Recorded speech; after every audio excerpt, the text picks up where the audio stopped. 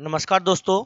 तो मैं दीपक रावत आप सभी का आपके अपने YouTube channel the global academy by Deepak Rawat YouTube channel पर आप सभी का स्वागत करता हूं।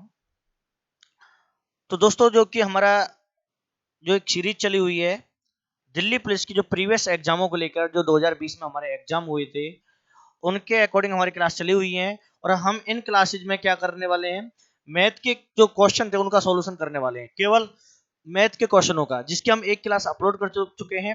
फर्स्ट पेपर जो था आपका, ये आज आपका सेकंड पेपर था जो सेकंड शिफ्ट में हुआ था, क्योंकि दिल्ली पुलिस का जो पेपर होता है बेटे वो शिफ्ट में होता है।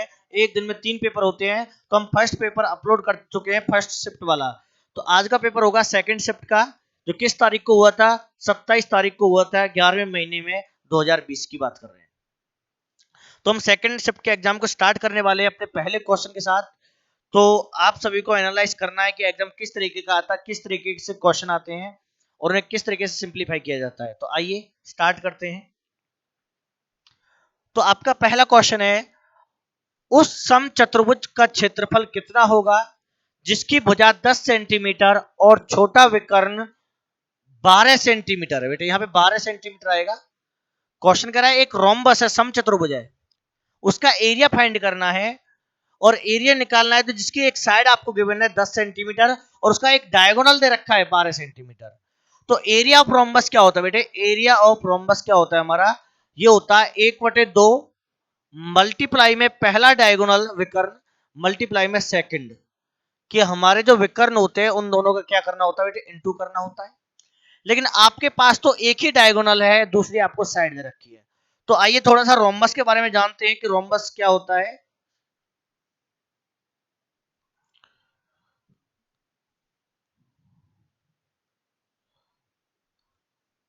तो बेटे रोम्बस आपका इस तरीके का होगा।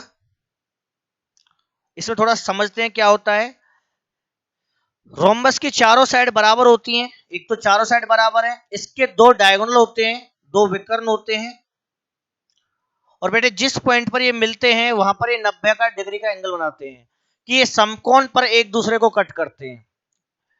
अब 90 डिग्री के एंगल पे कट करते हैं तो ये हमारा एक राइट एंगल ट्रायंगल हो जाएगा। फिर तो ये जो है बेटे, ये वाला जो पार्ट है, तो ये क्या हो जाएगा, एक राइट एंगल ट्रायंगल हो जाएगा।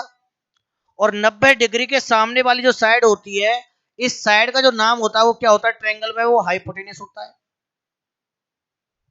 क्या होता है, हाइपोटेन्यूस। दूसरा, इसके डायगोनल की जो कंडीशन है, इसके जो डायगोनल होते हैं दोनों अलग अलग लंबाई के होते हैं, D1 एंड D2 होते हैं। दूसरा, जिस पॉइंट पर ये एक दूसरे को काटते हैं तो बेटे ये बराबर भागों में डिवाइड होते हैं। बराबर कहने का अर्थ क्या है, जितनी इस पूरे की कंप्लीट की लंबाई होगी तो ये दो भागों में डिवाइड हो जाएगा, वो भी बराबर में।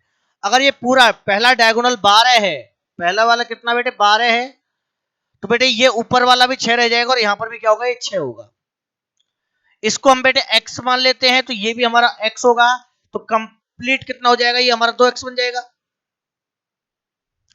कि एक डायगोनल तो दे रखा है 12 है, दूसरे को हमने 2x माना है, तो ये x नीचे भी क्या हो गया, x हो गया। तो पहले आपको x की वैल्यू फाइंड करनी होगी, और x की वैल्यू कैसे निकालेंगे बेटे, हम राइट एंगल ट्रायंगल से निकालेंगे। कि ये तो हमारा 6 हो गया, ये हमारा x हो गया, ये आपका 90 का एंगल है, और जो आपकी साइड है हाइपोटेनियस है वो आपका 10 है। ठीक है। अब जहां पर 90 का एंगल बनता है बेटे, जो दो साइड जो बनाती है उसमें एक साइड बेस होती है और एक हमारी क्या होती है, परपेंडिकुलर होती है। और यहां पर एक को हम बेस मान लेते हैं, किसी को भी बेस मान लो इन दोनों में से फिलहाल के लिए, और इसको परपेंडिकुलर। तो परपेंडिकुलर अगर निकालना है तो क्या होता है, हाइपोटेनियस का स्क्वायर 10 का स्क्वायर माइनस बेस का स्क्वायर, और उसका क्या रहेगा, रूट रहेगा। तो 10 का स्क्वायर 100 हो जाएगा, 100 माइनस के 36 कितना आएगा, 64, और 64 का रूट क्या हो जाएगा, 8 हो जाएगा। तो इसका जो x का मान है बेटे क्या आ जाएगा, 8 आ जाएगा। जब x 8 आ जाएगा तो कंप्लीट डायगोनल D2 कितना हो जाएगा, D2 आपका हो जाएगा 2 गुना के 8 16 हो जाएगा। और D1 कितना है हमारा, D1 हमारा कितना है, 12 है। अब एरिया जब निकालेंगे तो क्या आएगा, 1/2, पहला डायगोनल 12 और दूसरा कितना बेटे 16, 2 से 6 इंटू करेंगे, 16 गुना में 6 कितना आ जाएगा, 96 आ जाएगा। तो 96 वर्ग सेंटीमीटर हमारा क्या होगा, इसमें एरिया होगा, और आपका 4 ऑप्शन क्या होगा यहाँ पे, सही होगा। तो उम्मीद है समझ में आया होगा। अगेन रोम्बस के बारे में समझ लीजिए। रोम्बस सम चतुर्भुज क्या होता है? एक ऐसा चतुर्भुज जिसकी चारों भुजा बराबर हो। दूसरा, इसके जो डायगोनल होते हैं, विकर्ण जो होते हैं, दोनों की लंबाइयां अलग अलग होती है। जिस पॉइंट पर इंटरसेक्ट करते हैं 90 डिग्री का एंगल बनाते हैं। और दूसरा क्या है? ये बराबर लंबाई में क्या हो जाते हैं? डिवाइड हो जाते हैं। विकर्ण एक दूसरे को क्या करते हैं? ये आपस में बराबर लंबाई पे क्या करते हैं? डिवाइड करते हैं कि जितना इस पॉइंट से नीचे आएगा ये उतना ही उस पॉइंट से क्या होगा? ऊपर होगा। अगर पूरे की लंबाई 12 है तो 6 में ही डिवाइड हो जाएगा।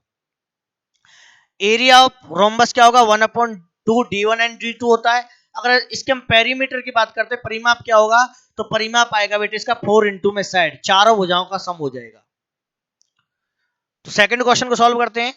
आपका सेकंड क्वेश्चन, तीन वस्तुओं को प्रति वस्तु 200 के मूल्य में खरीदा गया। कि हमने तीन वस्तु खरीदी है और प्रति वस्तु का जो मूल्य है वो 200 है। तो बताइए तीन वस्तु का मूल्य कितना हो जाएगा फिर? कि तीन वस्तु का जो सीपी है वो कितना हो जाएगा? वो बेटे 200 गुना के 3 600 हो जाएगा। फिर तो अगर एक वस्तु 200 रुपए की आती है तो तीन कितने में आई होंगी? 600 में आई होंगी। उनमें से एक को 12.5% की हानि पर बेच दिया। तो एक को कितने में बेचा? एक वस्तु का, पहली वस्तु का एसपी निकालने वाले हम। तो एक वस्तु का सीपी कितना था बेटे? सीपी एक का तो 200 था, तीनों का 600, एक का कितना है? 200। इंटू में सीपी इंटू में लॉस हो गया 12.5 का, तो कितना आएगा? 87.5 डिवाइड में 100। क्योंकि एसपी निकालने का जो फॉर्मूला होता है बेटे ये होता है सीपी इंटू में 100 प्लस माइनस प्रॉफिट या लॉस परसेंटेज डिवाइड बाई 100 होता है। ये आपके एसपी का फॉर्मूला होता है जब सीपी के साथ प्रॉफिट या लॉस परसेंटेज गिवन हो। जब सीपी के साथ प्रॉफिट या लॉस परसेंटेज आपको गिवन हो। अगर लॉस दे रखा है तो 100 में से लॉस माइनस हो जाएगा, अगर प्रॉफिट है तो 100 में प्लस हो जाएगा। तो मैंने 100 में से 12.5 को माइनस कर दिया, 87.5 आया है। आपकी दोनों जीरो कैंसिल हो जाएंगी और इसमें इंटू करते हैं तो ये आपका आएगा 175 आ जाएगा। 175 रुपए कि एक वस्तु को उसने 175 रुपए में बेच दिया, एक को। इससे आगे क्या कह रहा है? अन्य दो वस्तुओं को उसे किस मूल्य पर बेचना होगा जिससे पूरे सौदे में 20% का लाभ हुआ हो। कि जो दो वस्तु बची हुई है उन्हें किस मूल्य पर बेचा जाए, किस कीमत पर बेचा जाए कि उसे पूरे सौदे में क्या हो? 20% का लाभ हो। पूरे सौदे का अर्थ क्या है? 600 पे बात कर रहा है कि 600 का टोटल एसपी, तीनों का जो टोटल एसपी है वो क्या बनेगा? तो एसपी का फॉर्मूला अभी बताया था, सीपी इंटू में 100 प्लस माइनस प्रॉफिट या लॉस परसेंटेज। तो सीपी बेटे 600 होगा, टोटल की बात करा 600, प्रॉफिट 20 का तो 120 डिवाइड में क्या आएगा? 100 आएगा। तो कितना हो जाएगा? 720। इसका कहने का अर्थ है वह तीनों वस्तुओं को टोटल 720 में बेचने की बात कर रहा है। जब तीनों वस्तुओं को 720 में बेचा जाएगा तो उसे बेटे पूरे सौदे पर 20% का क्या होगा? प्रॉफिट होगा। ये बात समझ में आई होगी। अब 720 में से एक वस्तु तो बेच दी 175 में, तो दो वस्तुओं के लिए एसपी क्या रहेगा? दो वस्तुओं का एसपी क्या होना चाहिए? दो वस्तुओं का बेटे एसपी क्या रहना चाहिए? तो बेटे तीनों का 720 है, एक का माइनस कर देते हैं तो ये आपका आएगा 545। कि उन दो वस्तुओं को 545 में बेचना होगा जिनका सीपी कितना है? सीपी बेटे 400 होगा। 400 क्यों होगा? क्योंकि एक वस्तु का 200 है, दो ही तो बाकी है, 200 का इंटू में 2 के 400 हो जाएगा। अब इन दोनों में देखिए प्रॉफिट हो रहा है, लॉस हो रहा है। तो बेटे उससे हो रहा है प्रॉफिट। प्रॉफिट कितने का है? 145 रुपए का। कि दोनों को 400 में खरीदा, 545 में बेचने की बात कर रहा है, तो प्रॉफिट हो रहा है 145 का। इसको परसेंटेज में अगर चेंज करते हैं, प्रॉफिट परसेंटेज 145 डिवाइड में सीपी, सीपी 400 क्योंकि दो का चल रहा है अभी, इंटू में 100। आपकी दो जीरो कैंसिल हो जाएगी और 4 से भाग करेंगे तो ये आएगा आपका 36.25%। 36.25%। और आपका थर्ड ऑप्शन क्या होगा बेटे? यहां पे सही होगा। तो इसको बेटे आराम से एक बार देखना, थोड़ा सा लेंथी हो रहा क्वेश्चन, वैसे आसान है, जैसे लिखा हुआ है उसी प्रकार सिंप्लीफाई करना है। बस आपको थोड़े से फॉर्मूले का ध्यान रखना है। क्योंकि एसपी जब निकाला जाता है, एसपी की कंडीशन क्या है? या तो सीपी पे प्रॉफिट होगा या सीपी पे लॉस होगा। अगर सीपी पे प्रॉफिट है तो सीपी इंटू में 100 प्लस का प्रॉफिट, 100 से ज्यादा में बेचेंगे और लॉस होता है तो 100 में से माइनस कर देते हैं लॉस को। ठीक है, चलते हैं अगले क्वेश्चन पे। अगला क्वेश्चन बेटे, बी की तुलना में ए 5 गुना कार्यकुशल है। ए और बी की बात कर रहा है, उनकी कार्यकुशलता की, कार्यकुशलता का अर्थ है काम करने की दर की बात कर रहा है, क्षमता की बात कर रहा है। क्वेश्चन कह रहा है हमारा ए 5 गुना कार्य करता है बी की तुलना में, तो बी की तुलना में तो बी को 1 मानेंगे और ए हमारा 5 गुना कार्य करता है, इट मींस 1 का 5 गुना 5 होता है। इसलिए ए एक कार्य को पूरा करने में बी से 52 दिन कम लेता है। बेटे काम नहीं आएगा, कम लेता, ठीक है ना, 52 दिन कम लेता है, यहाँ पे ये लिखा हुआ है। यदि वे दोनों एक साथ कार्य करें तो वह कार्य कितने दिनों में पूरा हो जाएगा। अगर दोनों मिलके करते हैं तो काम कितने दिन में समाप्त हो जाएगा। अब सबसे पहले तो आपको दे रखा है डिफरेंस बिटवीन डेज, कि ए बी की तुलना में 52 दिन कम लेता है। कम लेने का अर्थ क्या, डिफरेंस हो गया, अंतर हो गया, और अंतर भी किसका हो गया, समय का हो गया। जो दिन की बात कर रहा है समय का अंतर है, तो हमें समय का रेशो चाहिए फिर, और समय का जो रेशो होगा बेटे वो क्षमता का इनवर्सली होता है, ध्यान रखना, इफिशिएंसी का क्या होता है, इनवर्सली होता है। इसके बाद अब बताइए कितने का डिफरेंस चल गया समय में, डिफरेंस चल गया 4 का, और डिफरेंस है कितना टाइम का, 52 है। रेशो में तो 4 दिन का है लेकिन एक्चुअल में 52 है, तो 1 यूनिट कितना आ जाएगा, 52 को 4 से भाग कर देते हैं, 13 आएगा। 1 यूनिट कितना हो जाएगा बेटा, 13। और 1 यूनिट हमने क्या मान रखा है, 1 यूनिट मान रखा है ए का समय। तो बेटे ए पूरा करेगा 13 दिन में, ए अकेला पूरा करेगा, ध्यान रखना, ये जो 13 दिन आया ये ए अकेले का समय है।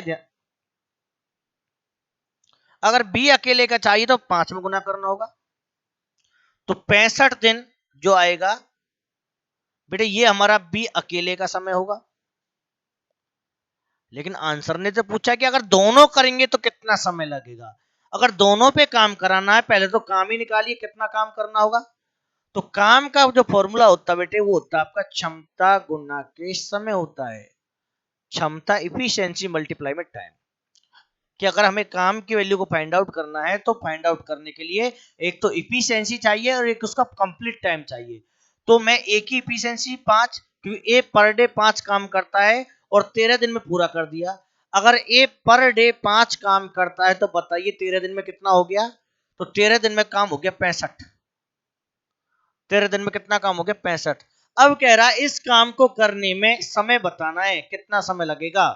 लेकिन समय बताना है, दोनों मिलके करने वाले हैं, ए और बी, अकेला ए नहीं, दोनों मिलके करने वाले हैं। तो समय निकालेंगे 65 बटे में दोनों की जो क्षमता ए प्लस बी की, ए प्लस बी की क्षमता बेटे 6 हो जाएगी, और 6 से भाग करेंगे तो 10 सही 5 बटे 6 दिन, 10 सही 5 बटे 6 दिन। और आपका यहाँ पे सेकंड बी ऑप्शन क्या होगा, सही होगा, ये मिसप्रिंट है, ए लिखा हुआ है दोनों जगह। तो 10 सही 5 बटे 6 दिन में दोनों मिलके पूरा कर देंगे। तो बेटा आप इस क्वेश्चन को देख सकते हो, स्क्रीनशॉट लेना चाहो स्क्रीनशॉट ले सकते हो। अगर आपको किसी को इस टॉपिक पे दिक्कत है तो बेटे मैंने इस टॉपिक की कंप्लीट क्लासेज आपके यूट्यूब पे अपलोड कर रखी है। आप प्ले लिस्ट में जाइए, टाइम एंड वर्क टॉपिक को ओपन करिए, वहां पर आपको कंप्लीट टाइम एंड वर्क आपको मिल जाएगा अगर किसी बच्चे को वहां पे सीखना है तो। नेक्स्ट क्वेश्चन होगा आपका, नेक्स्ट क्वेश्चन आपका, वह छोटी से छोटी संख्या कौन सी है। स्मॉलेस्ट नंबर आपको बताना है, कौन सा, जिसे 12, 21, 35 से भाग करने पर, इन संख्याओं से भाग करना है, संख्याओं से भाग करना पड़ता है तो बेटे एलसीएम निकालना पड़ता है। जब भी आपको एक से अधिक संख्याओं से भाग करने की बात करता है तो एलसीएम निकालना पड़ता है। भाग करने पर समान शेषफल 2 प्राप्त हो, कि भाग करने पर रिमाइंडर भी चाहिए, तो क्या करना होगा बेटे, आपको पहले तो एलसीएम निकालना होगा, और एलसीएम निकालने के बाद आपका जो रिमाइंडर है उसको प्लस करना होगा। ये आपकी कंडीशन है इसमें, पहले तो एलसीएम निकालना है। तो एलसीएम क्या होता है, लीस्ट कॉमन मल्टीपल होता है, वह सबसे छोटी संख्या जो दी गई संख्या से पूरी पूरी भाग हो जाए। एलसीएम क्या होता है, वह छोटी से छोटी संख्या जो दी गई संख्याओं से पूरी भाग हो जाए। अगर दी गई संख्याओं से पूरी भाग हो जाएगी तो बेटे उसका रिमाइंडर क्या आएगा, 0 आएगा। क्या आएगा, 0 आएगा। अब आपको जो रिमाइंडर एक्स्ट्रा चाहिए उतना ही जोड़ दीजिए उसमें, जितना आपको रिमाइंडर एक्स्ट्रा चाहिए उतना जोड़ दिए, वह हमेशा बच जाएगा।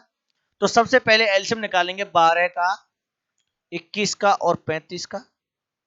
तो बेटे मैं सबसे पहले इसको डिवाइड कर रहा हूं 3 से, 3 चौक 12, 3 सत्ते 21, 35 तो भाग नहीं होगा। अब मैं इसको डिवाइड कर रहा हूं बेटे 7 से, 4, 1, 35। अब 5 और 4 का तो आपस में कोई रिलेशन नहीं है, अगर 4 को भाग करोगे 5 भाग नहीं जाएगा, 5 को भाग करोगे 4 भाग नहीं जाएगा, तो सीधा इंटू कर लेते हैं। इंटू करेंगे, एलसीएम जब निकालेंगे बेटे 5 गुना में 4 20 तो ही हो गया, 20 की जीरो लगा दी, 2 रह गया, 2 सत्ते 14 और 14 42, तो 420 तो हो गया इसका एलसीएम। और प्लस कर दो अपने रिमाइंडर को, प्लस रिमाइंडर कितना बेटे 2 है, तो हमारा नंबर कितना आएगा 422 आएगा, कि वह सबसे छोटी संख्या क्या है 420 है। तो आपको ये ध्यान रखना है कि जब भी संख्याओं से भाग करने के बाद रिमाइंडर की बात करता है तो आपको क्या करना होगा, एलसीएम निकालना है, और एलसीएम निकालने के बाद जो कॉमन रिमाइंडर आपको दे रखा है उसको क्या कर देंगे, प्लस कर लेना है। तो बेटे डी ऑप्शन क्या होगा, सही होगा। अगला क्वेश्चन आपका, एक चुनाव में 2 प्रत्याशियों के लिए 3:15, 15 नहीं बेटे यहाँ पे 10 आएगा, 15 नहीं था, मिसप्रिंट है, 3:10 के अनुपात में मतदान हुआ। यदि सभी मत वैध है, सभी मत वैध मत हैं, और यदि विजेता प्रत्याशी को 1,56,200 मत मिले तो कुल कितने मत डाले गए। तो बेटे 2 व्यक्ति हैं ए और बी, इनको मत प्राप्त होते, वोट प्राप्त होते 3:10 के अनुपात में। कहने का अर्थ है यदि ए को 3 वोट मिलेंगे तो बी को 10 वोट मिलेंगे, अगर बी को 10 वोट मिले तो बी जीता होगा, विनर होगा, ए हारा होगा इसमें। अब 1,56,200 जो वोट है वो किसके हैं, विजेता वाले के हैं, ये विजेता को मिले हैं, और विजेता को मिली कितनी है बेटे, विजेता को 10 मिली है, इस 10 की जो वैल्यू है वो कितनी है, 1,56,200 है। तो एक का मान निकालेंगे तो एक जीरो कैंसिल हो जाएगी, तो क्या बचेगा 15,620 बचेगा। पूछा क्या, कुल कितने मत डाले गए, कुल मत का अर्थ क्या है, ए और बी दोनों को मिला के कितने मिले, कुल का अर्थ क्या है, ए और बी दोनों को मिला के कितने मिलेंगे बेटे, ए और बी को मिला के मिल रहे 13, तो 13 का मान कितना होगा, 15,620 मल्टीपल में 13 हो जाएगा, और 13 का इंटू करते हैं, 0 13 दून 26, 2 होगा, 13 छिक्के 78 और 2 80 होगा, 13 पंजे 65 और 8 73 होगा, 7 13 और 7 क्या हो जाएगा 20, 20 30 60, 20 30 60, बेटा आपका बी ऑप्शन क्या होगा यहाँ पे, सही होगा। ठीक है, एक बहुत ही आसान सा क्वेश्चन है, बिल्कुल आसान रेशो का क्वेश्चन है। ठीक है, तो इसका आंसर हो गया बेटे सेकंड बी ऑप्शन। अगला क्वेश्चन आपका, दो धनात्मक संख्याओं, धनात्मक का पॉजिटिव जो नंबर होते हैं उनकी बात कर रहा है, कि वर्गों का योगफल 24 26 है। कि जैसे कि मैं 2 इंटीजर लेता हूं, एक ए मान लिया बेटे, एक बी मान लिया, अब ए का वर्ग बनेगा ए स्क्वायर और बी का वर्ग बनेगा बेटे बी का स्क्वायर, और इन दोनों का जो सम है वो 24 26 है। दो हमने इंटीजर इतनी संख्या मानी, नंबर माने पॉजिटिव वाले, एक को ए माना है एक को बी माना है, और दोनों के वर्गों का योग पहले स्क्वायर करना होगा, तो इट मींस एक स्क्वायर प्लस में बी का स्क्वायर बराबर कितना है हमारा 24 26। यदि उनमें से एक संख्या का वर्गमूल 7 है, एक संख्या का वर्गमूल, अगर संख्या ए है तो बेटे इसका वर्गमूल क्या होगा, रूट ए होगा, ए का वर्गमूल रूट ए होगा, इसका जो मान है बेटे वो 7 है, तो बताइए ए का मान क्या होगा, रूट हटाएंगे स्क्वायर हो जाएगा, इट मींस 49, ए की वैल्यू क्या आ जाएगी बेटे 49 आ जाएगी, और ए की वैल्यू को यहाँ पे पुट कर देंगे तो क्या आएगा 49 का स्क्वायर प्लस बी का स्क्वायर बराबर 24 26। अब 49 का स्क्वायर कितना होता है बेटे, 49 का स्क्वायर, देखो स्क्वायर करने का तरीका भी मैं बताता हूं कैसे करते हैं। सबसे पहले हम 9 का स्क्वायर लिखेंगे 81, 4 का स्क्वायर बेटे 16, 9 का 81 4 का 16, इन दोनों का इंटू, 4 नाम 36, 36 दूनी 72, एक अंक छोड़ के 72 को लिख देंगे, और जोड़ने पे कितना आएगा 1 8 2 10 7 6 13 14, तो 2401 हमारा क्या हो जाएगा, इसका स्क्वायर हो जाएगा। 49 का स्क्वायर कितना होगा बेटे 2401 प्लस में बी का स्क्वायर बराबर कितना है, बराबर में 24 26 है, तो बी का स्क्वायर कितना होगा, ये इधर जाके माइनस हो जाएगा तो 25 बचेगा, और स्क्वायर करेंगे तो रूट आ जाएगा, तो 25 किसका होता है बेटे 5 का होगा, तो दूसरी संख्या हमारी क्या होगी 5 होगी, और आपका ए ऑप्शन क्या होगा यहाँ पे सही होगा, फर्स्ट ऑप्शन। तो उम्मीद है समझ में आया होगा, एक बेसिक क्वेश्चन है, लैंग्वेज के हिसाब से आपको पढ़ना होगा और उसी के अकॉर्डिंग आपको ये सिंप्लीफाई करना होगा। अगला क्वेश्चन देखिए, ए ने 9,000 रुपए की धनराशि 5% साधारण ब्याज पर 3 वर्षों के लिए उधार ली। एक कोई व्यक्ति है, उसने रुपए उधार लिए 9,000 और 3 साल के लिए उधार लिए 5% पे।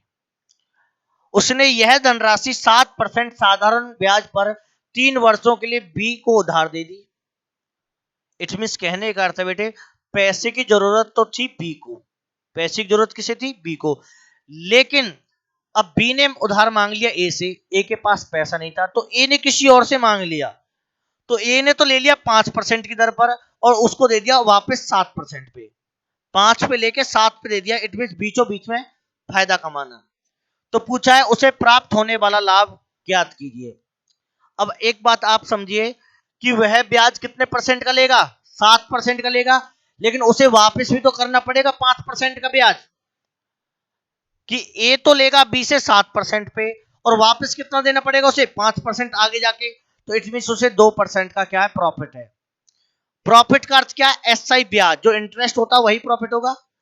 तो प्रिंसिपल हमारा कितना है? 9,000। तो रेट ऑफ इंटरेस्ट कितना है? 2, क्योंकि उसे 2% का ही प्रॉफिट होगा। और टाइम पीरियड कितना है? 3 बटे में 100, 3 दूनी 6, 6 गुना में 9, 54, 540 रुपए। तो बेटे इसमें ए को जो प्रॉफिट होगा वो 540 रुपए को होगा। ए ऑप्शन क्या होगा? सही होगा।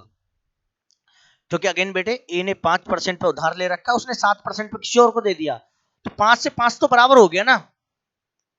अगर 5 पे लेके 5 पे उधार दे देगा किसी और को तो कोई फायदा नहीं होने वाला। फायदा कब होगा? जब ज्यादा पे देगा, और जितना ज्यादा पे देगा उसी का ही तो फायदा है। तो फायदा बेटे उसे 2% का। Principal P, rate of interest 2, time 3 बटे में 100। अगला क्वेश्चन, एक आयत की लंबाई, लेंथ की बात कर रहा है, एक आयत की लंबाई विड्थ की त्रिज्या का 2/5 है, रेडियस का 2/5 है। विड्थ की त्रिज्या एक ऐसे वर्ग की भुजा के बराबर है। अब रेडियस भी क्या है? कि जो रेडियस है वो साइड के इक्वल है, और साइड किसकी है? स्क्वायर की। कि जिसका एरिया कितना बेटे? 4900 वर्ग मीटर है। कि एरिया दे रखा है स्क्वायर का, वर्ग का जो एरिया क्षेत्रफल है वो कितना बेटे? 4900 है। ये वर्ग का बेटे स्क्वायर का है, और वर्ग का एरिया क्या होता है? साइड का स्क्वायर होता है। साइड मींस ए का स्क्वायर 4900। तो बताइए साइड कितनी हो जाएगी? ए का मान कितना होगा? 70 हो जाएगा ना। तो स्क्वायर को हटाएंगे, रूट आ जाएगा। कि वर्ग की भुजा 70 है, और यहां पे लिखा हुआ है कि वर्ग की भुजा किसके बराबर है? त्रिज्या के। तो फिर तो रेडियस भी 70 हो जाएगी, हाँ या ना? जब वर्ग की भुजा 70 आई तो वृत्त की त्रिज्या भी क्या है? 70 होगी। अब आपको रेशो दे रखा है लंबाई का और रेडियस का। आपको अनुपात दे रखा है लंबाई का और रेडियस का, कि लंबाई त्रिज्या का 2/5 है, कि L बराबर है 2/5 ऑफ R। कि जो लंबाई है रेडियस का 2/5 है, तो लंबाई की वैल्यू क्या रहेगी बेटे? 2 रहेगी, और रेडियस कितनी होगी? 5।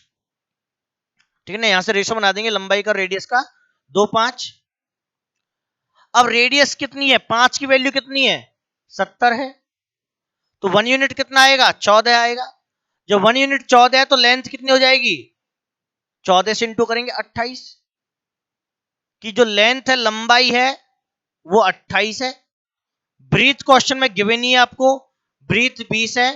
तो बताइए एरिया ऑफ रेक्टेंगल क्या होगा? एरिया ऑफ रेक्टेंगल क्या होता है? L इंटू बी होता है। तो 28 मल्टीप्लाई में 20 कितना हो जाएगा? 28 दूनी 56, 560। कितना हो जाएगा बेटे? 560 हो जाएगा, और 4 ऑप्शन क्या होगा यहाँ पे? सही होगा। तो एक बार ध्यान से देखिए, बताइए समझ में आया या नहीं आया। रिप्लाई करिए, कमेंट करिए। थोड़ा सा अगर कहीं पे दिक्कत आती है तो बेटा बैक करके आपको देख लेना है, ठीक है ना?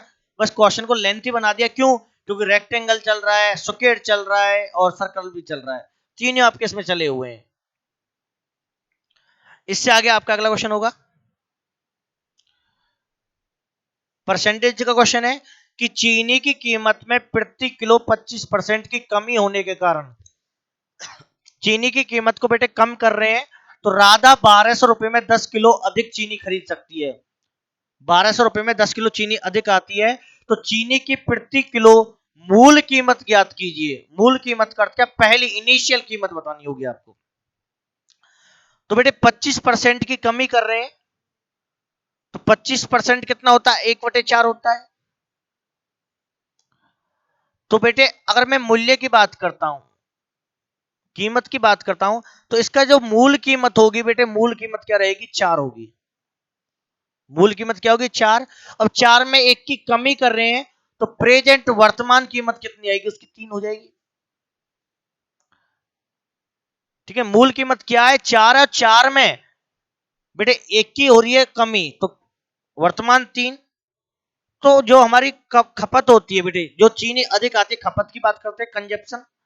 कंजप्शन हमेशा इनवर्सली होता है, इट मींस 3 से 4। जब कीमत ज्यादा होगी वस्तु कम आएगी, और जब कीमत क्या क्या हो जाएगी, कम हो जाएगी, वस्तु ज्यादा हो जाएगी। तो वस्तु का जो खपत का रेशो क्या हो जाएगा, 3:4। इट मींस पहले 3 किलो चीनी आती थी, तो अब बेटे 4 किलो चीनी आती है। किलोग्राम की बात करेंगे यहाँ पे, ये खपत का अर्थ है केजी कंजप्शन जो होती है। तो पहले की अपेक्षा राधा 1 किलो ज्यादा चीनी खरीद के ला रही है, क्योंकि पहले 3 किलो आती है, अब 4 किलो, तो पहले की अपेक्षा 1 किलो चीनी ज्यादा खरीद रही है। और इसकी जो एग्जैक्ट वैल्यू है वो कितनी है, 10 किलो ज्यादा।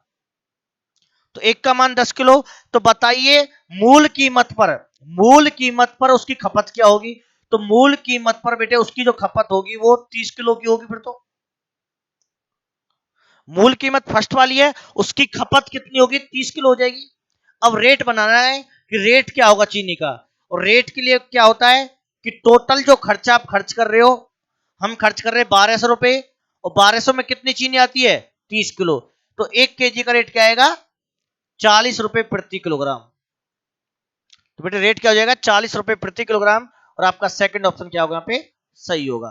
तो रेट निकालने के लिए क्या करना होगा, टोटल खर्च आपने कितने रुपए खर्च करे हैं, डिवाइड में वस्तु कितनी आई है, उसकी मात्रा कितनी है। तो 1200 रुपए में 30 किलो चीनी आई है, तो प्रति किलोग्राम चीनी का जो रेट होगा वो क्या होगा, 40 रुपए प्रति किलोग्राम होगा। अगर बेटे प्रेजेंट पूछता तो आपको प्रेजेंट खपत निकालनी पड़ेगी। फिर प्रेजेंट खपत कितनी आती, 40 तक भाग करना पड़ता। नेक्स्ट क्वेश्चन, यदि किसी वृत्त की त्रिज्या में 10% की वृद्धि की जाए, अगर रेडियस को 10% इंक्रीज करना है, तो एरिया में कितने परसेंट की वृद्धि होगी। तो बेटे यहां पे जो फॉर्मूला हो जाएगा, ये हो जाएगा बेटे x+y+xy/100। आप इस फॉर्मूले का अप्लाई कर सकते हो, x+y+xy/100 अप्लाई कर सकते हो। x क्या है, 10% की वृद्धि, 10 प्लस y भी क्या होगा, 10 ही रहेगा, प्लस 10 मल्टीप्लाई में 10 बटे में क्या हो जाएगा, 100 हो जाएगा। एक एक जीरो कैंसिल हो जाएगी, तो 10 और 10 20, प्लस में 1 21% आएगा। इट मीन 21% की क्या होगी बेटे, वृद्धि होगी। ठीक है ना। जब वृद्धि होती है तो एक्स वाई को पॉजिटिव रखा जाता है, और कमी होती है तो एक्स वाई के मान नेगेटिव रखे जाएंगे, इसका आपको ध्यान रखना है। अगेन फिर से, अगर वृद्धि हो रही है तो एक्स वाई की वैल्यू पॉजिटिव रखी जाएगी, अगर ये कमी करने की बात करता है तो एक्स और वाई दोनों के मान क्या होंगे, नेगेटिव होंगे। अब यहाँ पर एक्स और वाई क्यों माना है, क्योंकि एरिया ऑफ सर्कल क्या होता है, पाई आर स्क्वायर होता है, रेडियस का स्क्वायर होता है, आर इंटू आर होता है। ठीक है ना। अब आर को, एक आर को एक्स माना, दूसरे आर को वाई माना है। आप ये कह सकते हो कि सर रेडियस तो सेम होती है, फिर एक्स वाई क्यों, तो बेटे वैल्यू तो सेम ही रख रहे ना, 10 10 ही तो रखा है। ठीक है ना। तो इस टाइप के क्वेश्चन में आप इस फॉर्मूले का यूज कर सकते हैं। दूसरा, हम रेशो की कंडीशन से भी इसको सिंप्लीफाई कर सकते हैं, लेकिन ये आपको लिए आसान पड़ेगा, इस वजह से इसको आप ऐसे करोगे, और 21% हमारा क्या होगा, इसका आंसर रहेगा। अगला क्वेश्चन देखिए, एक दुकानदार अपनी वस्तुओं पर क्रय मूल्य से 20% अधिक मूल्य अंकित करता है। क्रय मूल्य सीपी होता है बेटे, अंकित मूल्य एमआरपी होता है। कि एक व्यक्ति अपनी वस्तुओं पर क्रय मूल्य से 20% ज्यादा, तो सीपी को 100 लेट कर लेंगे।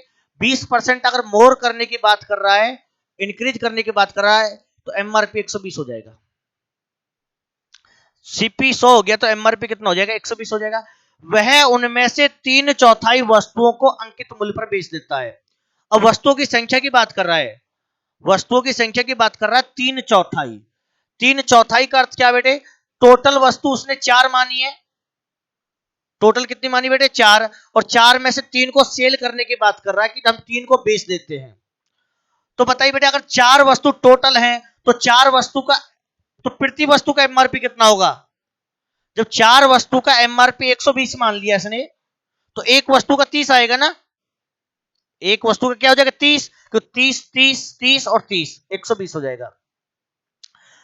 तो 3/4 वस्तु को अंकित मूल्य पर बेचता है, तो एक वस्तु का जो एमआरपी होगा बेटे, एक वस्तु का एमआरपी कितना होगा? जो चारों का 120 है तो एक का कितना आएगा 30 आएगा, कि प्रति वस्तु 30 रुपए एमआरपी है। तो 3 वस्तु को कितने में बेच दिया? 90 में बेच दिया। लिखा हुआ है 3 को अंकित मूल्य पर बेचता है और एक वस्तु का एमआरपी 30 बन गया यहां पे, तो कितना हो गया 90 हो गया। अब वस्तु कितनी बची? एक, और जो वस्तु बची है उसका एमआरपी कितना है? 30 ही रह गया। जो एक वस्तु बची है उसका एमआरपी क्या है? 30। शेष को अंकित मूल्य पर 30% का डिस्काउंट देकर बेचता है। इट मींस एसपी निकालने वाले एक वस्तु जो बची थी, और डिस्काउंट वाले फॉर्मूला क्या होता है एमआरपी का? एसपी का फॉर्मूला होगा बेटे एमआरपी इनटू में 100 minus discount percentage divide by 100 होता है। डिवाइड बाई क्या होता है बेटे? 100 होता है, ध्यान रखना। तो एक वस्तु का एमआरपी 30 है, 30% का डिस्काउंट हो गया, 100 में से 30 माइनस 70 डिवाइड में 100, तो बताइए कितने में बेचा? 21 में बेच दिया। तो ये ऊपर वाला तो 3 वस्तुओं का एसपी हो गया, नीचे वाला एक का हो गया। तो टोटल चारों वस्तुओं को कितने में बेच दिया? तो बेटे चारों वस्तु को इसने बेच दिया 111 रुपए में। चारों वस्तुओं को कितने में बेच दिया? 111 में। चारों को खरीदा कितने में था? 100 में। तो बताइए प्रॉफिट कितने का हो गया? प्रॉफिट 11 का। 100 से जितना ज्यादा है वो प्रॉफिट ही तो है। उम्मीद है समझ में आया होगा। क्वेश्चन कह रहा है जो एमआरपी है सीपी से 20% ज्यादा है, तो सीपी को 100 मान लिया, एमआरपी 120 हो गया। फिर कह रहा है उसमें से 3/4 वस्तुओं को बेचता है, तो वस्तुओं के नंबर की बात होगी, तो टोटल वस्तु 4 डिवाइड का नंबर टोटल, 4 में से 3 को सेल कर रहा है, और 3 को सेल किस कीमत पे कर रहा है? इंपॉर्टेंट तो ये है एमआरपी पे। तो बेटे 4 का टोटल एमआरपी है, ये ध्यान रखना, ये चारों का टोटल सीपी, ये चारों का टोटल एमआरपी। जब चारों का टोटल एमआरपी 120 है तो एक का तो 30 आएगा, एक का कितना हो गया 30। अब ये कह रहा है 3 को बेचना है एमआरपी पे। जब एक वस्तु का एमआरपी 30 है तो 3 का तो 90 हो गया, सिंपल सा है। तो वस्तु अभी एक बची, उसका भी एमआरपी 30 है, लेकिन उस पर डिस्काउंट चल रहा है 30% का। अगर 30% का डिस्काउंट है तो 70% में सेल कर रहे हो आप उसे, इट मीन उसकी कीमत 21 रुपए लगाई आपने। और चारों का एसपी कितना हो गया? 111। चारों को खरीदा कितने में था? 100 में। तो 100 से कितना ज्यादा है? 11%। तो 11% का ही प्रॉफिट हो जाएगा आपका। अगला क्वेश्चन देखिए ध्यान से। n संख्याओं का औसत 36 है, n संख्याओं का औसत 36 है। यदि 75% संख्याओं में से प्रत्येक में 5 की वृद्धि कर दी जाए और शेष संख्याओं में 8 की कमी कर दी जाए तो संख्याओं का नया औसत कितना होगा? ये क्वेश्चन है कि n संख्या, नंबर ऑफ काउंटिंग नहीं पता नंबर कितने हैं, नंबर का एवरेज 36 है जितनी भी वो संख्या है। यदि उन नंबर का 75% नंबर्स की बात कर रहे हैं, यदि उन सभी में 75% में 5 की वृद्धि कर दी जाए और जो रिमेनिंग रह जाते हैं उसमें 8 की कमी कर दी जाए, तो उसके बाद आफ्टर दैट आपका नया एवरेज क्या होगा, ये आपको रिप्लाई करना है। आइए समझते हैं ध्यान से। n क्या है, n के बारे में समझते हैं। पहले तो n निकालेंगे बेटे यहां से 75% से। 75% का अर्थ क्या होगा? 75 बटे में 100, इसका अर्थ है 3/4, 25 से कट कर लेंगे। 75% 75 बटे 100 काट पीट के 3/4। और अपॉन का अर्थ क्या होता है? अपॉन वाला नंबर टोटल को ही तो बताता है, और टोटल को आपने n मान रखा है, क्वेश्चन ने क्या रखा है? n है, तो इट मींस n की वैल्यू 4 आ गई। पता चल गया n क्या था? n 4। 4 में से 3 की यहाँ पे बात कर रहा है, 3 में 5 की वृद्धि करनी है, शेष में 8 की कमी करनी है, संख्याओं का नया औसत क्या होगा? तो पहले तो निकालो टोटल। टोटल 4 संख्याओं का टोटल कितना होगा? चारों का टोटल होगा बेटे 4 गुना में एवरेज, 144 शायद, क्योंकि टोटल निकालने का फॉर्मूला क्या होता है, एवरेज मल्टीप्लाई में नंबर, एवरेज 36 और नंबर कितने 4। अब ये कह रहा है 75% बन गया 3, कि 3 संख्याओं में 5 की वृद्धि करनी है। जब 3 संख्याओं में बेटे आप 5 प्लस 5 करोगे, इट मीन 15 की वृद्धि हो रही है। और बची कितनी है, बच कितनी रही है, केवल एक बच रही है। टोटल 4 थी, 4 में से 3 में वृद्धि होगी, बची एक, 8 माइनस कर दो, उसमें से कम करना है। तो बताइए क्या हो रहा है, 15 माइनस 8 7, किसका 7 है, प्लस का, कि ये जो टोटल है इसमें 7 की वृद्धि और हो जाती है, तो नया टोटल क्या आएगा, नया टोटल हो जाएगा आपका 7 4 11 151, नया टोटल 151। अब एवरेज क्या बनेगा, एवरेज हो जाएगा 151 divide by total number, total number तो 4 ही है, नंबर थोड़ी जोड़ा था, नंबर्स में इंक्रीजमेंट किया था, वैल्यू को इंक्रीज किया था, तो 4 से भाग कर लेंगे, 4 तिया 12, 3 4 7 28, 37.75%, और आपका 4 ऑप्शन क्या होगा यहाँ पे, सही होगा। उम्मीद है सभी को समझ में आया होगा, बहुत आसान सा क्वेश्चन है, और थोड़ा लंबा खींचोगे परसेंटेज के हिसाब से लोगे थोड़ा और बड़ा हो जाएगा, तो मुझे लगता है कि आप परसेंटेज को सिंप्लीफाई करोगे, 3/4 बनेगा, जो n था वो 4 है, टोटल नंबर 4 है, 4 में से 3 की बात कर रहा है, कि 3 संख्याओं में हम 5 की वृद्धि करेंगे, जब 3 संख्याओं में 5 की वृद्धि होगी तो 15 बढ़ने वाला है, और एक को 8 घटा देना है, एक ही बची थी क्योंकि 4 में से 3 तो बढ़ गई, एक बची, उसमें 8 की कमी होगी, इट मीन आपका टोटल 7 बढ़ने वाला है ओवरऑल, और 7 की वृद्धि होकर आपका टोटल चेंज होकर 151, नंबर वही 4 होंगे, क्योंकि नंबर्स की वैल्यू इंक्रीज करी थी, संख्या को नहीं जोड़ा था, नहीं, तो नंबर 4 होंगे, 4 से भाग कर देंगे, आपका एवरेज 37.75। अगर ये नेगेटिव बचता तो टोटल कम हो जाता, तब भी 4 से भाग करोगे। अगला क्वेश्चन, अर्धवार्षिक रूप से चक्रवृद्धि, बेटे चक्रवृद्धि नहीं, चक्रवृद्धि ये CI है, की जाने वाली 8% वार्षिक ब्याज दर पर निवेशित एक धनराशि एक वर्ष की समाप्ति पर 20,280 रुपए हो जाती है। क्वेश्चन कह रहा है टाइम टाइम जो है, ईयर जो है बेटे 1 वर्ष है, रेट ऑफ इंटरेस्ट 8% एनुअल है, और आपको अमाउंट दे रखा है 20,280, लेकिन रेट ऑफ इंटरेस्ट जो अप्लाई है वो हाफ ईयरली पे अप्लाई है, और हाफ ईयरली अर्धवार्षिक में रेट ऑफ इंटरेस्ट आपकी आधी हो जाती है, इट मीन रेट आपकी 8% नहीं बेटे क्या रहेगी, 4% होगी, टाइम की वैल्यू डबल हो जाती है, 2 हो जाएगा, क्योंकि एक वर्ष में 2 अर्धवार्षिक होते हैं, 2 छमाही होती है, 2 हाफ ईयरली होते हैं, तो टाइम की वैल्यू क्या होगी, 2, क्योंकि छमाही का अर्थ क्या है कि आपको जो इंटरेस्ट मिलेगा वो 2 बार मिलने वाला है एक साल में, टी का अर्थ टाइम नहीं होता, एक्चुअल में टी का अर्थ होता है कि कितने टाइम्स आपको इंटरेस्ट मिलने वाला था, मिलना है, वो आपका टी होता है। यहाँ पर टी का अर्थ बेटे टाइम नहीं होता, समय नहीं होता, टी का अर्थ एक्चुअल में क्या होता है कि आपको कितनी बार इंटरेस्ट मिलने वाला, वो टी है।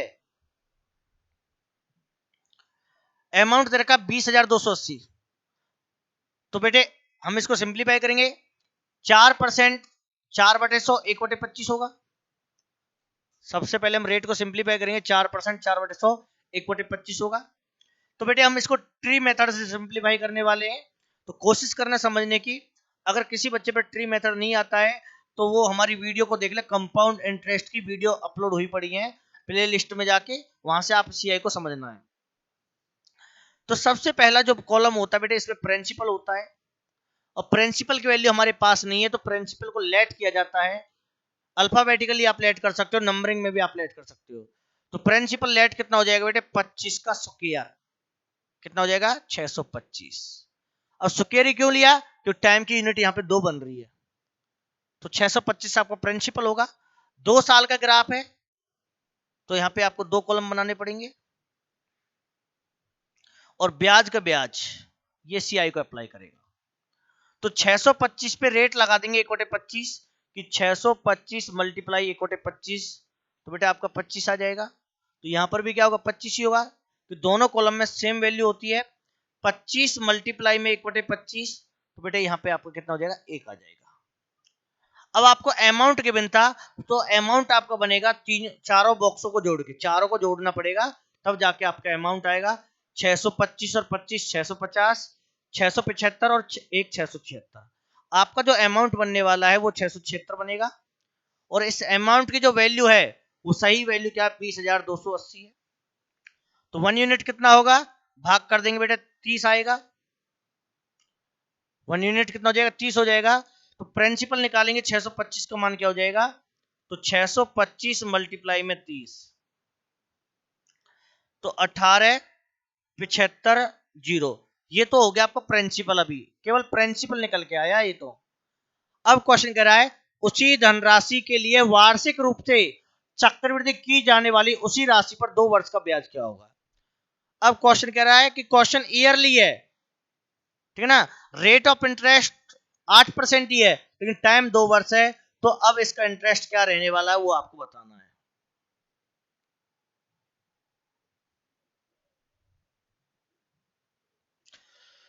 तो बेटे क्या करना होगा, तो प्रिंसिपल तो हमने निकाल ही रखा है, प्रिंसिपल कितना है 18,750, ये प्रिंसिपल हो गया। 2 साल का ग्राफ है तो कॉलम तो यही बनेंगे क्योंकि अब की बार ईयरली बोल दिया। और रेट ऑफ इंटरेस्ट कितनी है बेटे हमारी, रेट ऑफ इंटरेस्ट हमारी 8% है, और 8% कितना हो जाएगा 4/25 आएगा, क्यों 8/100 आएगा, सिंप्लीफाई करेंगे 4/25, ठीक है, क्योंकि वार्षिक रूप से पूछा है, रेट ऑफ इंटरेस्ट 8% है।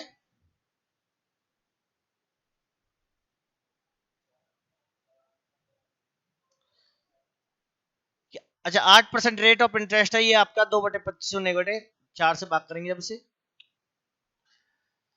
तो 18,750 पे सिंप्लीफाई करेंगे 2/25,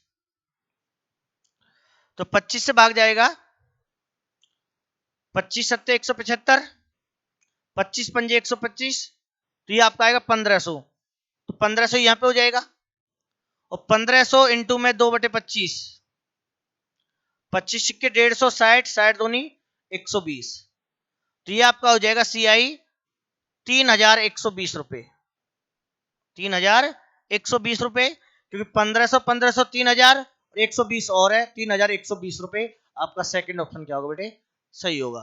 तो 2 बार क्वेश्चन को यहाँ पे सॉल्व करना पड़ रहा है, पहले हाफ ईयरली के अकॉर्डिंग प्रिंसिपल निकालना है, और प्रिंसिपल निकालने के बाद दोबारा आपको CI निकालना होगा।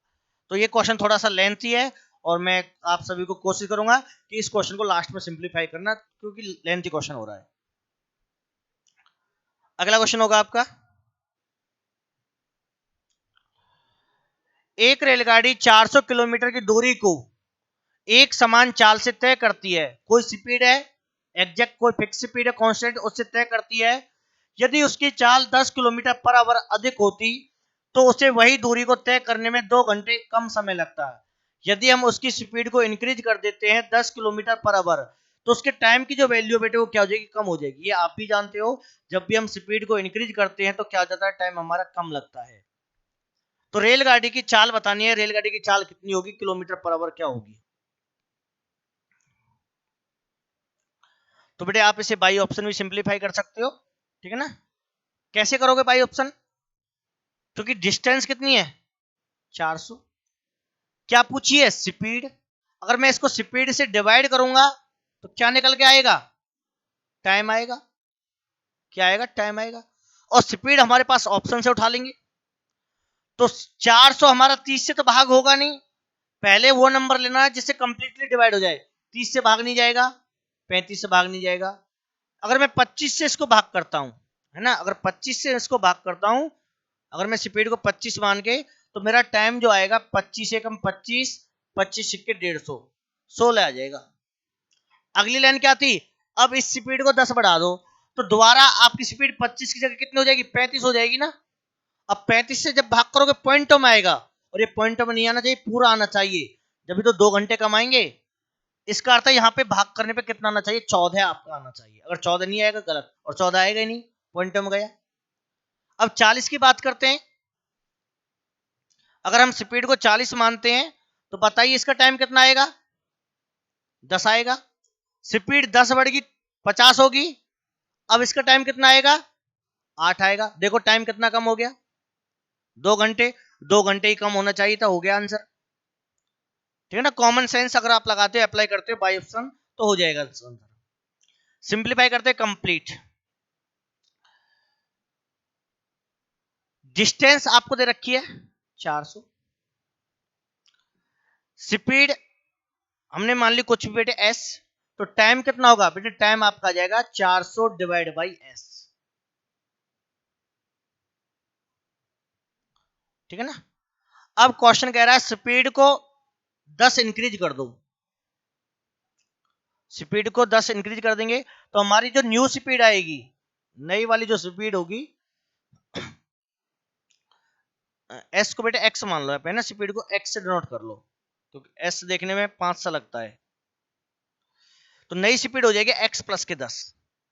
तो इसका टाइम कितना आएगा बेटे, इसका टाइम कितना आएगा 400 डिवाइड बाई एक्स प्लस 10, ठीक है ना। अब यहां से क्या निकालेंगे, हमें टाइम का गैप दे रखा है कि कितना समय कम लगता है, 2 घंटे का समय कम लगता है, तो इट मींस दोनों में जो गैप है वो 2 घंटे का है, तो 400 divide by x minus 400 divide by x plus 10 बराबर क्या होगा बेटे, 2 आ जाएगा। ये आपकी कंडीशन बनेगी। अब आप इसमें भी ऑप्शन ही पुट करोगे, क्योंकि ऑप्शन पुट नहीं करोगे तो क्वेश्चन क्वाड्रेटिक इक्वेशन में जाएगा, और इक्वेशन में जाएगा तो क्वेश्चन लेंथी हो जाएगा बहुत ज्यादा, ठीक है ना। तो इस तरीके से आप इस क्वेश्चन को सिंप्लीफाई करोगे।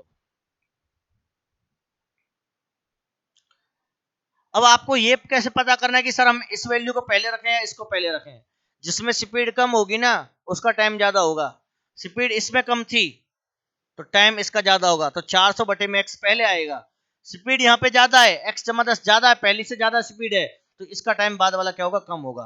तो अगेन बेटे आप इसको बाई ऑप्शन पुट करोगे और आपका इसमें 40 आंसर क्या है, सही है, जो मैंने आपको पहले बता दिया था। आपका अगला क्वेश्चन, नेक्स्ट क्वेश्चन बेटे आपका लास्ट क्वेश्चन होगा, सिंप्लीफिकेशन करना है आपको। तो ये 5.75 प्लस में 5/7 ऑफ 28, तो सबसे पहले ऑफ को सॉल्व करेंगे तो 7 से डिवाइड हो जाएगा 4 पे, 5.75 प्लस में इंटू करेंगे कितना आएगा, ऑफ का अर्थ मल्टीप्लाई होता है, 4 पंजे 20 माइनस, यहां पे बेटे ब्रैकेट को सॉल्व करेंगे, 15.8 में से 3.4 को माइनस करते हैं तो कितना बचेगा, ये आपका आ जाएगा 12.4, और 4 से इसको कट करोगे आप तो आपका आएगा 3.1, 3 का इंटू हो जाएगा, इसमें कितना आ जाएगा 9.3। सबसे पहले ब्रैकेट को सॉल्व करेंगे, माइनस करके 12.4 आएगा, और 4 से भाग करेंगे 3.1, और 3.1 का इंटू जाएगा 3 में, प्लस में 5 इंटू में 2.39, ऊपर सॉल्व करते हैं, 20 और 5 25.75 आएगा, माइनस 4.5, इसमें पहले इंटू करना पड़ेगा बेटे, 5 45, 15 और 4 19, 10 और 1 11, ऊपर वाली वैल्यू को माइनस कर देते हैं, 0.75 में से 0.5 जाएगा तो 0.25 बचेगा, क्योंकि 50 बोलेगा ये, और 25 में से 4 गया तो 21, डिवाइड में कितना हो जाएगा 5, 9 3 12, एक आएगा, 9 10 और 11, 21.25, और डिवाइड होकर कितना आएगा 1, तो सेम नंबर है, तो बेटे डी ऑप्शन एक यहाँ पे क्या होगा बेटे आपका आंसर होगा। ये आपका सिंप्लीफिकेशन था। तो इसी क्वेश्चन के साथ आपका सेकंड पेपर आपका कंप्लीट होता है। तो बेटे इसमें कुछ क्वेश्चन, एक दो क्वेश्चन आपके लेंथी थे, बाकी क्वेश्चन तो आसान थे। क्वेश्चन तो सारे ही आसान है, थोड़े लेंथी कह सकते हो आप, और अगर आपकी कैलकुलेशन स्पीड अच्छी है तो बहुत जल्दी क्वेश्चन सिंप्लीफाई हो जाता है, क्योंकि समझाने में और खुद से करने में डिफरेंस होता है। ये बात तो आपको माननी होगी, जितनी आप प्रैक्टिस करोगे उतना आपको अच्छा समझ में आएगा, उतना आपका अच्छा रिजल्ट निकल के आएगा। तो इसी क्वेश्चन के साथ हम इस क्लास को कंप्लीट करते हैं, और इससे आगे जो अगला थर्ड शिफ्ट का पेपर होगा, अगली वीडियो में आपको वो पेपर देखने को मिलेगा।